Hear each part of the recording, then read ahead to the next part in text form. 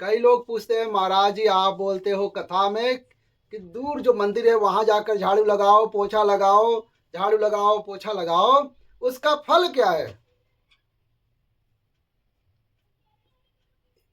यहाँ हम वाराणसी की इस धरती पर बोल रहा हूँ।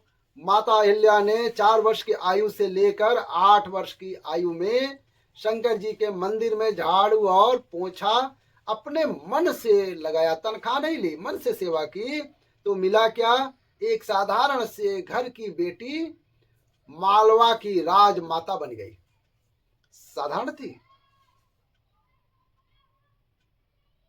साधारण से घर की बेटी शिव मंदिर का मात्र झाड़ू और पोछा लगाने पर, मात्र सेवा करने पर। आपसे भी निवेदन है, जिस दिन तुम्हारा मन दुखी हो, जिस दिन तुमको लगे कि हमारे मन को आज अशांति है, आज मेरा बड़ा सा काम अटक गया है, आज मेरा बेटा आज परीक्षा देने के लिए गया है, आज मेरे बेटे को इस परीक्षा में पास होना चाहिए, आज मेरा पति गया है उसकी नौकरी लगना चाहिए, मैं बड़ी दुखी हूं।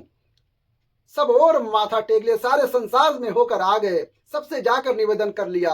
जब हार गए तो किसी शंकर के मंदिर में एकांत में जाकर बैठ जाना, एक लोटा पानी चढ़ाकर, 5 बेलपत्र चढ़ाकर, एक चावल का दाना शिव को समर्पित करके एकांत में बैठ करके शंकर को निहारते हुए श्री शिवाय नमस्तुभ्यम का जाप करना, अपने दिल की बात उससे कह देना।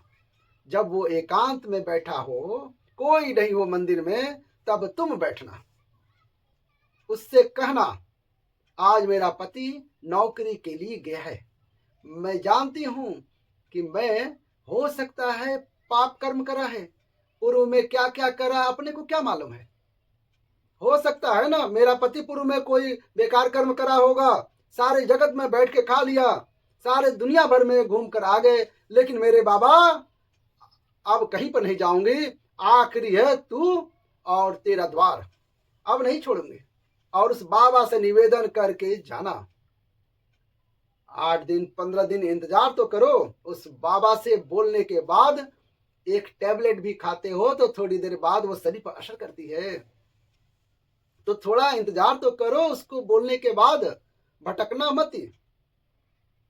उसके दरवाजे पर जाने के बाद भी अगर कहीं नहीं होता है तो समझ लेना कि हमारा कर्म कुछ ज्यादा गड़बड़ होगा,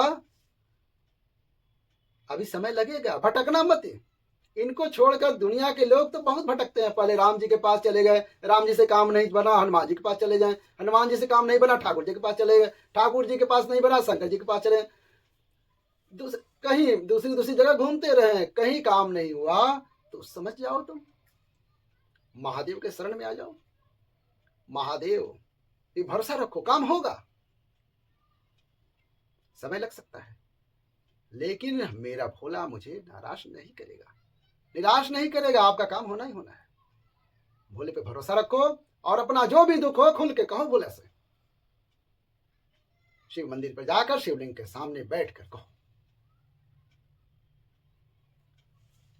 हर हर महादेव, श्री शिवाय नमस्तुभ्यम।